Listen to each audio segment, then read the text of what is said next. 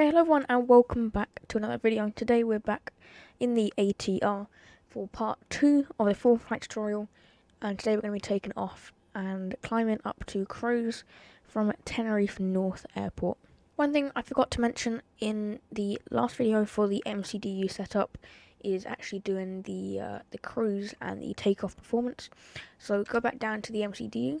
I want to set transition altitudes, which I'm just going to set for now as 5,000 feet. I'm not sure what it actually is here. I'll just set that for now. And we can go next page in the performance, and that will take us to cruise. I'm going to set our cruise altitude, which today is going to be flight level 110.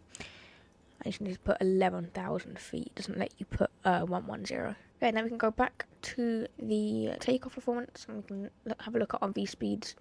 V1 and VR are both 109.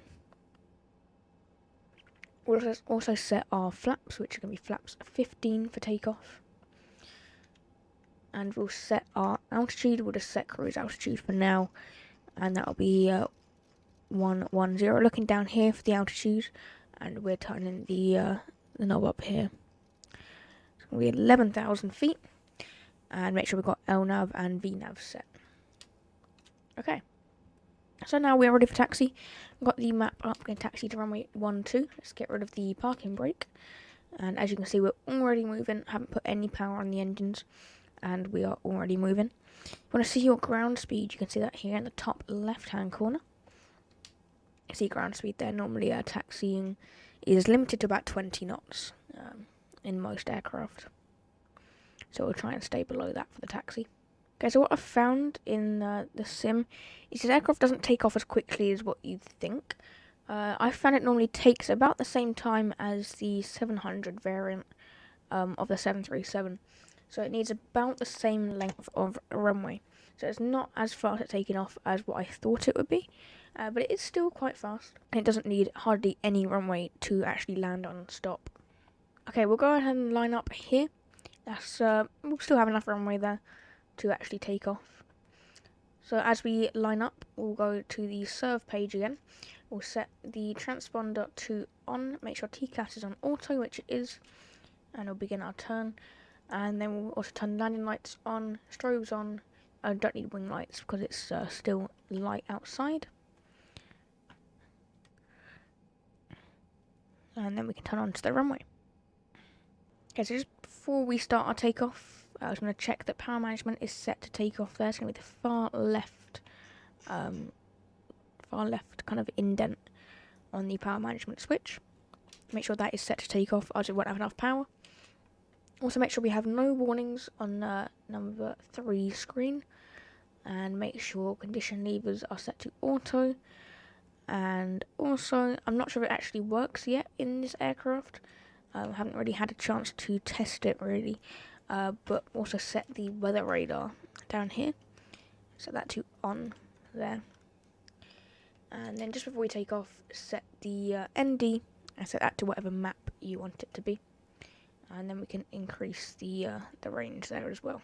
Okay, let's go ahead and take off then. So I think most companies do it this way.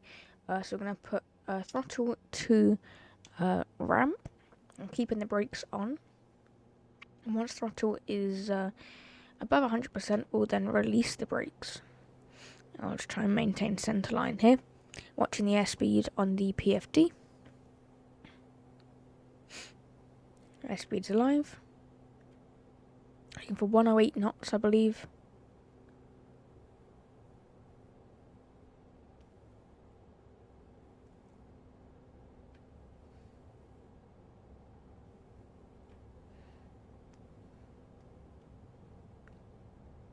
And there's 108, we'll rotate.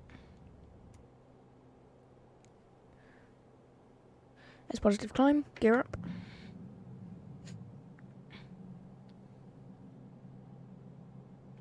If we leave VNAV on, it's gonna follow the restrictions that are on the departure.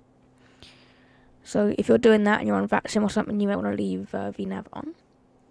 But for us, we're not on VATSIM today. So we're going to go ahead and set vertical speed and just kind of increase this to what you want. I normally find about 2,000 feet per minute is good. Looking up here as we change that, you'll see the blue number is changing. So about 2,000 feet per minute, and then we can just follow the flight directives there. Okay, so also find a good speed for climbing is about 185 knots, so we can change the target speed here on the left. And although there's no auto throttle, at least then we have kind of like a visual cue of when we're going to be reaching that speed. Now that we're above 400 feet, we can set power management to climb, so we'll go 2 to the right. And that will set the engines to the kind of climb mode, and that will give us the power that we need to climb.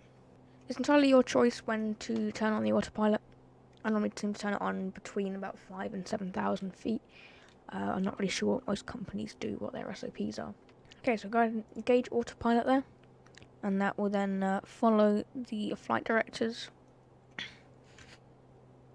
We don't need this waypoint over here, so let's just go to flight plan, see what the next waypoint is, which is going to be Tango Foxtrot November.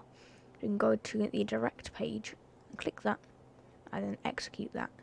And that's going to start our turn now. Obviously you can't really do that on VATSIM or iVal, but for the moment we'll be fine at doing it just like this. Also watching our speed here, making sure that we don't retract flaps until we're above that F there that's marked. That is the safe flap reduction speed. So we'll probably exceed that once we get out of the turn. We can probably decrease vertical speed a little bit, and that will help us to reach our desired speed. So there's no auto throttle in this aircraft, as most turboprops don't have them.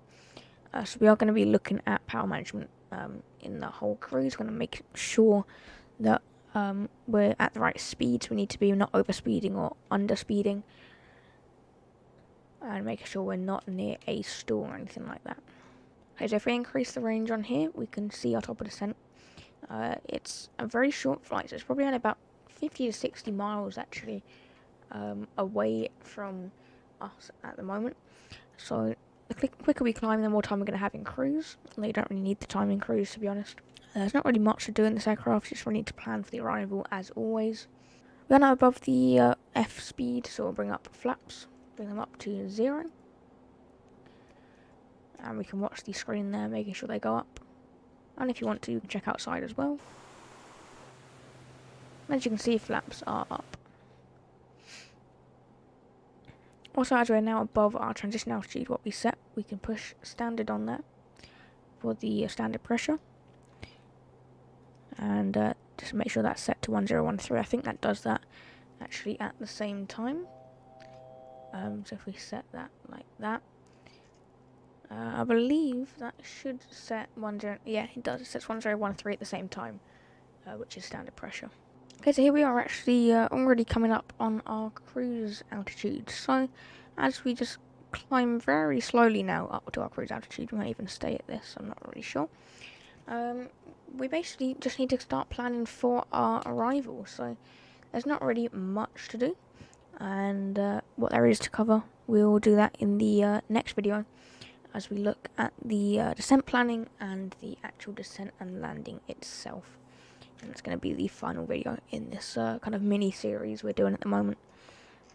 Also, if you're wishing the cruise, you can set a desired speed if you want to do that. We'll set probably about 230 is a decent speed there.